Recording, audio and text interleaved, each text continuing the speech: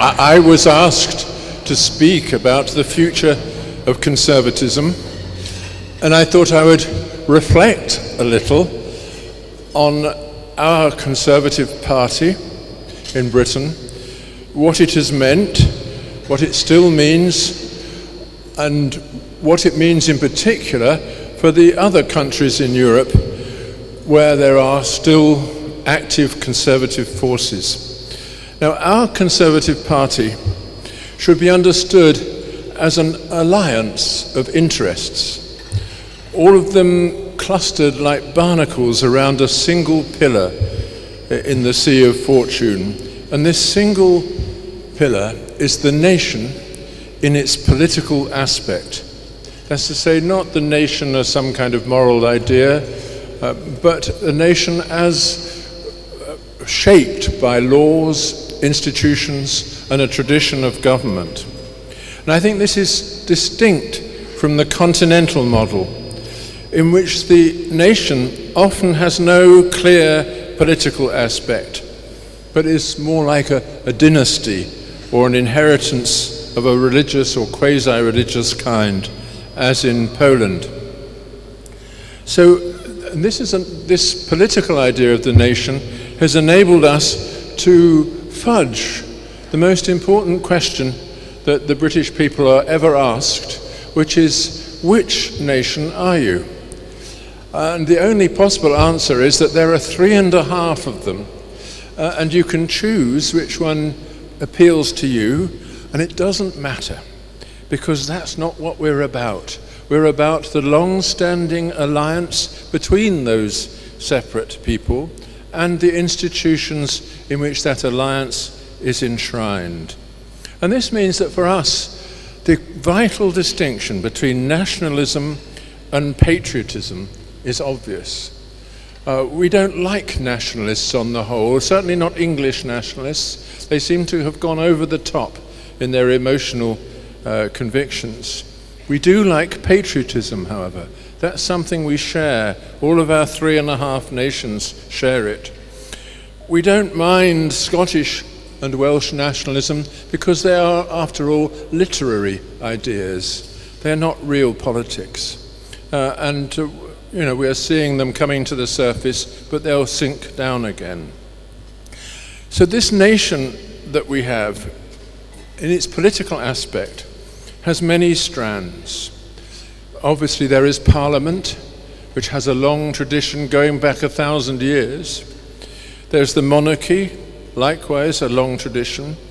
There is also what is most precious to us, and which nobody elsewhere in Europe understands, except the Danes, which is the common law, the law which comes from the courts rather than from the sovereign or from Parliament. And there is the surviving remnants of an aristocratic culture. And there is also our wonderful Anglican Church, which admits to membership anybody so long as he doesn't believe anything. And these institutions have endured, changed, been bruised by history, but they're still there. And they are an object of constant satire. They've never been as well expressed as by Lewis Carroll in his 2 great books, Alice in Wonderland and Through the Looking Glass, in which the presence of kings and courtiers, of courts and institutions and political decision-making is always there in the background, this masculine world of serious decision-making of a political kind, subjected to the ironical quizzing of a teenage girl. The Alice character of our Constitution has remained. Everybody can understand it once they've read the Alice books, that essentially it is a joke, but a very serious joke. And this goes with an ethos that has grown from this. We British people, and the English in particular, have a very strong sense of decency, but it's tempered by a desire, nevertheless, not to interfere with others, to leave the world as it is, without imposing your views on it, be tolerant of people's follies, and out of this comes an extraordinary embarrassment. I'm sure people in the European Parliament have noticed how embarrassed our members of Parliament are at asserting anything other than the desire to get away. And this embarrassed decency is, I think, a feature of our country which partly explains why everybody wants to come and live there. We also have an embarrassed love, but an urgent love of beauty, especially the beauty of the place where we are. Remember, our party, which was the first party in history to call itself conservative, emerged in 1832 at the end of the Romantic movement. It was coloured entirely by the literary and artistic culture of its days. And the real art and literature of England, ever since then, has been a fundamentally conservative form of culture. It's about the place where we are and how we want to hold on to it. You see this expressed in the most powerful way in the writings of George Orwell, writings which are about the working class rather than the aristocracy, of course.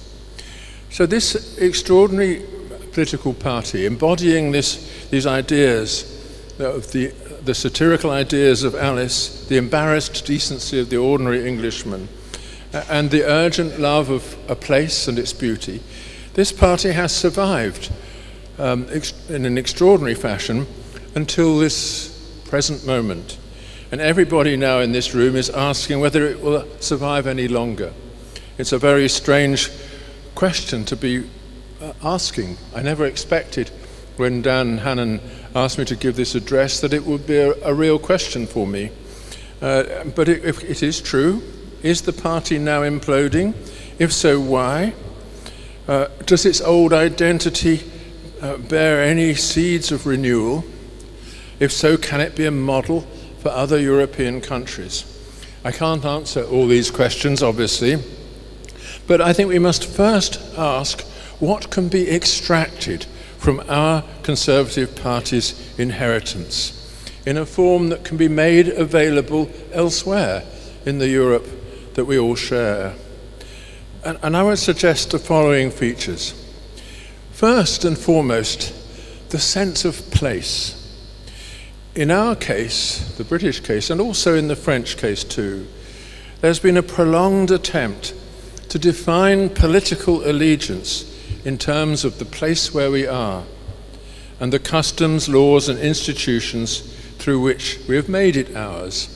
Our political culture is a politics of belonging, of belonging to a place and the place belonging to us.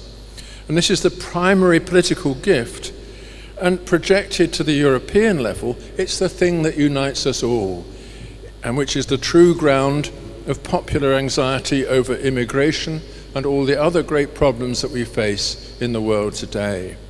We know that we need to belong. Conservatism is about belonging, so we have the question where and how. And that's the question that our Conservative Party has answered in all the changing circumstances of its existence from 1832 until the present day. So that's one very important feature. Secondly, there's been the maintenance of a shared national culture in education, in leisure, in the times of work, the public ceremonies, objects of reverence. All has been approached, in our case, in this spirit of embarrassed decency that I referred to earlier. But I think it's a very important fact that we have that continuous national culture, under threat, of course, like everything else in our world, but something that people do, subconsciously at least, love. Thirdly, there is something, going back to the Alice question, there is a sense of irony. Irony, in my view, is the great virtue of Western civilization.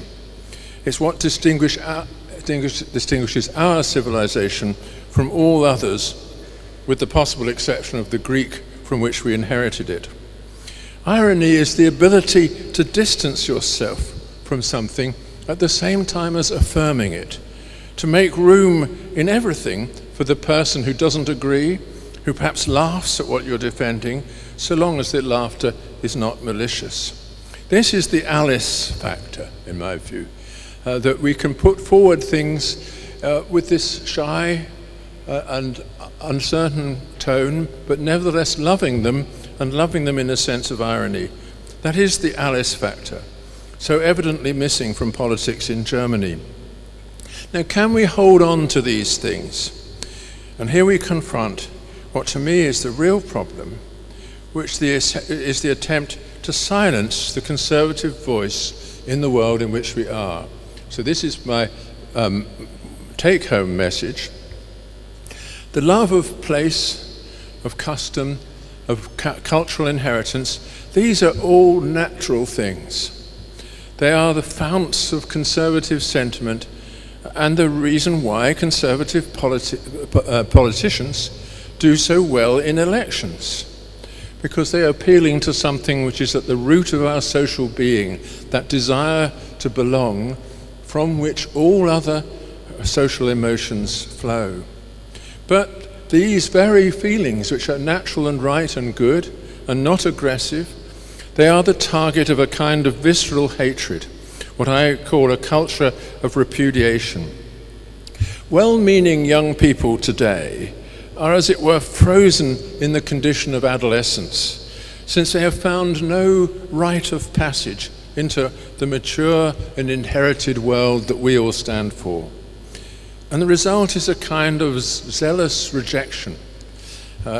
From this arises the most significant new force in European politics, not necessarily in the parliaments and assemblies of Europe, but in the political culture, which is the rise of the witch hunt culture on the left. This involves certain important features which I think everybody ought to reckon with. First of all, the replacement of real misdemeanors by thought crimes. These crimes are revealed by the words snatched from someone's conversation, by his personal associations, his gestures. They're not things done, but alien ways of being. I think we should contrast here the current protest against Mr. Babiš in the Czech Republic, a country which is very dear to me, in which somebody is being reproached by the people, the ordinary people, for what is effectively a criminal record, with the things said and done in opposition to Boris Johnson as our Conservative Party leader, who is denounced as a racist, Islamophobe and all kinds of things, on the strength of a remark here, a suggestion there. Now, this is a new kind of accusation, because the accusation is not about an actual crime, as in case of Mr. Babiš, but about a thought crime. All the isms and phobias that we're all in this room guilty of, I assume, are designed to accuse us of discrimination. But discrimination is, of course, what life is about. But it's the great fault in the eyes of our accusers. And as a result, the presumption of innocence is vanishing from political discourse. And the third feature of this new culture of witch hunting is that the mob is being used to hound those who are accused. Letters of denunciation, petitions, social media trolls, and so on. There's a kind of inculcation of fear, which those of you here from Eastern Europe will well remember from the 70s and even the 80s in your part of the world. And there's a lapse into a kind of form of tribal activity, tribal unity, in the place of the political order that we have enjoyed. And this goes with a seizure of the channels of communication in the media and the academy. And this is always done in the name of free speech. Not in order that speech should be free, but in order to deny free speech to the enemy. And I think this is something that people need to be aware of. The speech of conservatives is not real speech, but a kind of animal rage, a spitting forth of attitudes that have no place in a civilized community. And so we've seen the invention of this new idea of hate speech. Everything I'm saying to you this evening would be classified by The Guardian as hate speech. I haven't myself consciously expressed any hatred for anyone, and indeed it's the other side which experiences this hatred, but it's preventing us from speaking, because simply to open your mouth is to give voice to an unacceptable sentiment. So in conclusion, what do we do about that? My view is that of course we must stand together and speak out. And we must use the new media to say what we wish to say.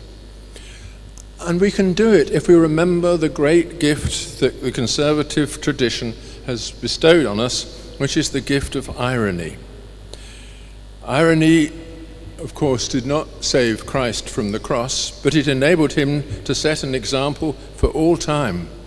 And I think that we should follow that example, to address those who oppose us directly and honestly, and with proper humour, and leave them to expose themselves as the unacceptable thing that they are. And we should remember in this that ordinary people are on our side. All the witch hunts that I've described, like the witch hunt of Boris Johnson, these are meaningless to ordinary people. And it's only because we intellectuals do not actually stand up against them that ordinary people take any notice of them at all. So I think we need to reassume our faith in the ordinary voter and recognize that conservatism is not a kind of moral defect of the educated class, but actually the natural condition of ordinary people everywhere. Thank you.